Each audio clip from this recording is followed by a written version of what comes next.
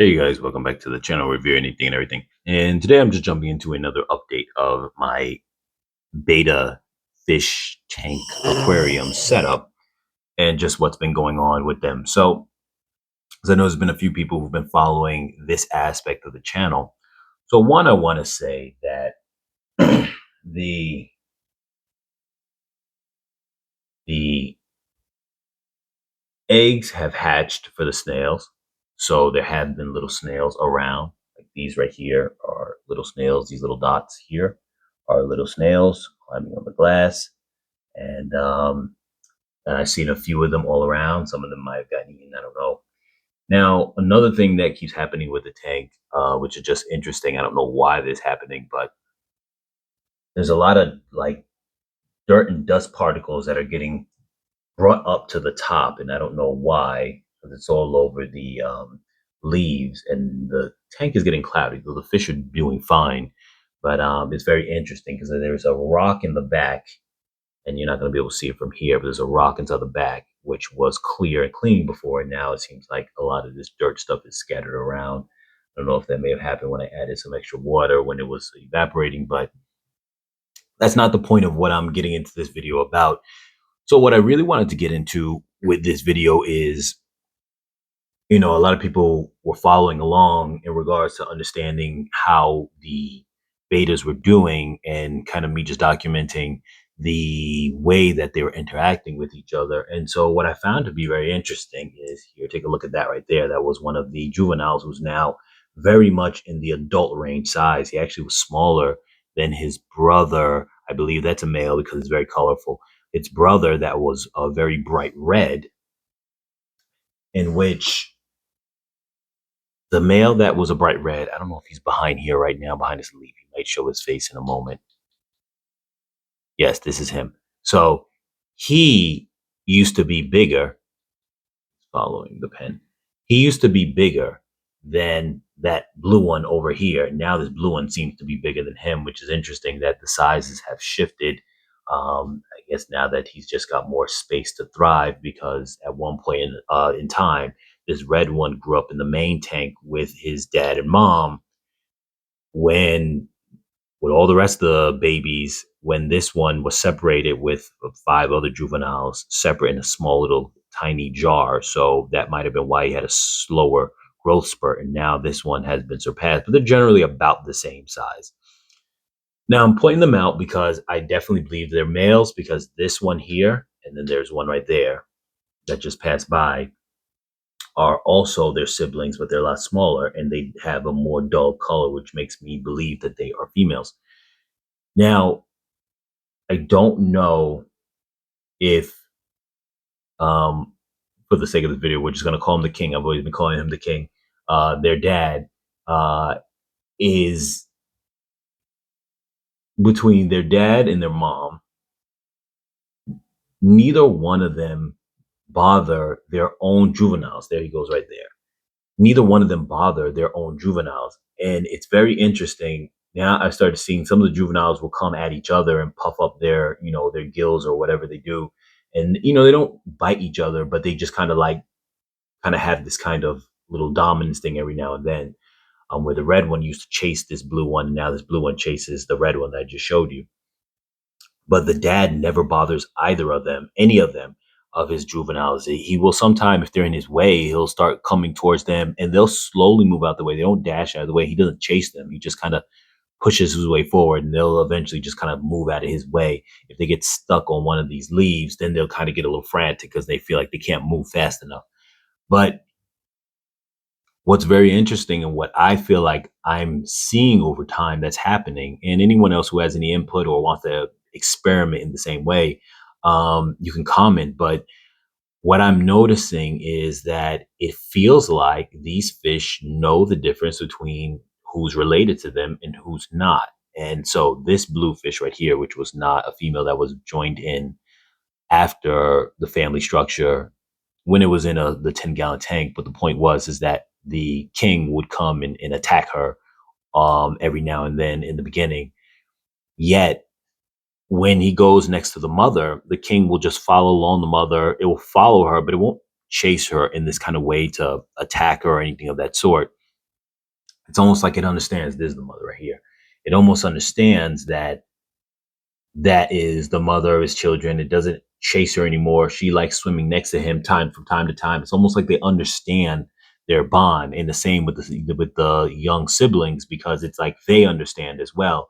Even though now this one of the male siblings, the bigger one that I just mentioned, now is starting to, just in the last like maybe 2 or 3 days, starts chasing the mom around now and puffing up his gills. So I don't know. You can see it now. He's doing the same thing now. He's puffing up his gills. So he's starting to become in that kind of way of thinking he has ownership, but he doesn't do that anywhere towards his dad. There he goes now. Sometimes he gets confused with the other blue female. But he's now pushing around the sibling in red now, which that red one used to push him around. So that's very interesting. But he's now bigger than his red sibling.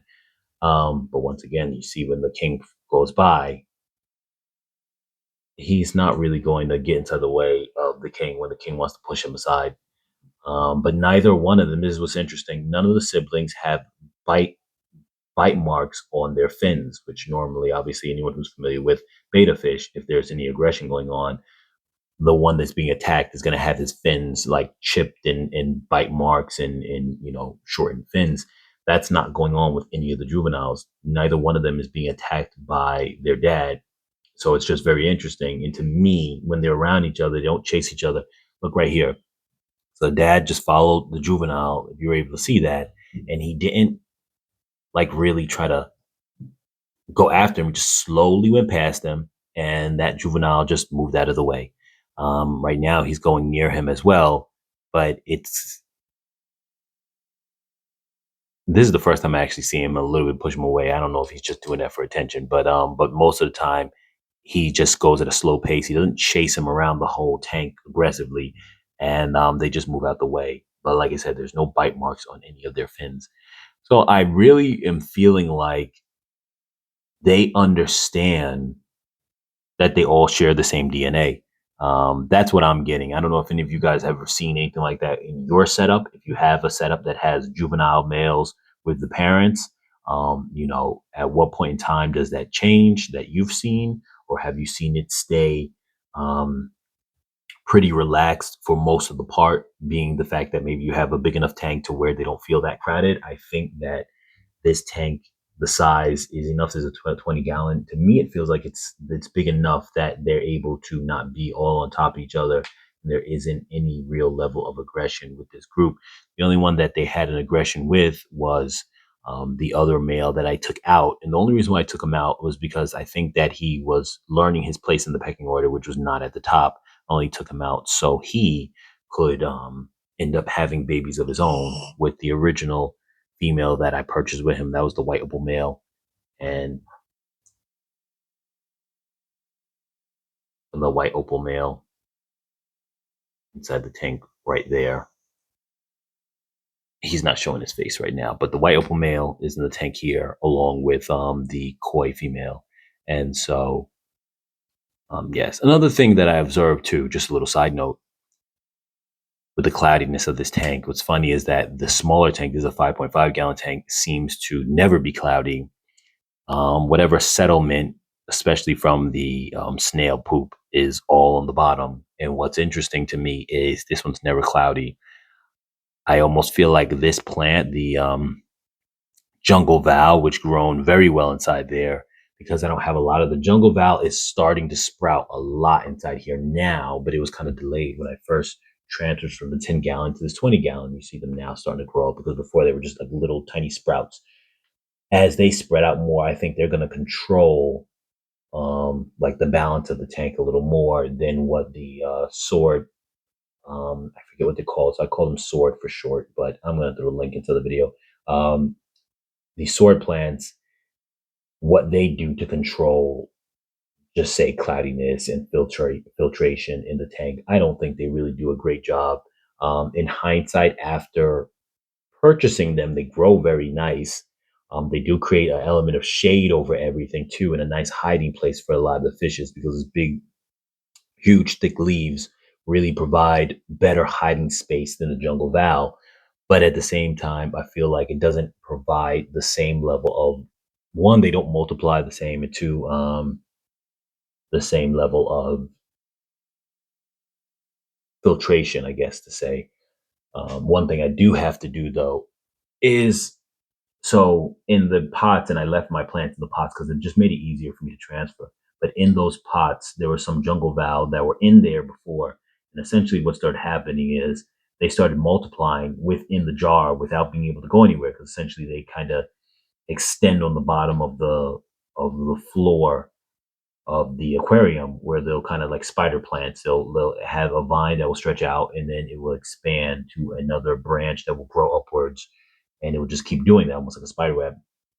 But the ones that got locked into the jars by accident when I very first planted them, when they were in the 10-gallon, started continuing to sprout, and now it's kind of full within there with nowhere to go. So I'm going to have to um, take those out. Well, other than that, this is just a quick update of things. And as always, you guys, like, share, comment, subscribe, and I will catch you guys in the next video.